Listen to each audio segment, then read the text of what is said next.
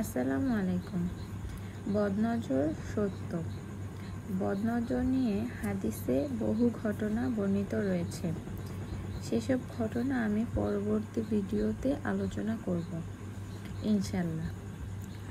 তো বদনজরটা হলো হিংসা থেকেও আসে, আবার মুগ্ধতা থেকেও আসে। তার মানে বোঝা গেল ভালো মানুষের থেকেও বদনজরটা আসে, আবার খারাপ মানুষের থেকেও আসে।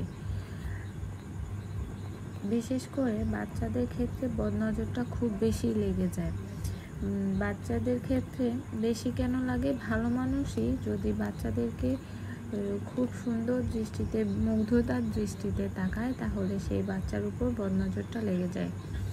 তাই বাচ্চাদের উপরে যেন খুব সহজেই বদনজরটা না লাগে, তার জন্য আমি সহজ উপায়গুলো একটা বলে দিই।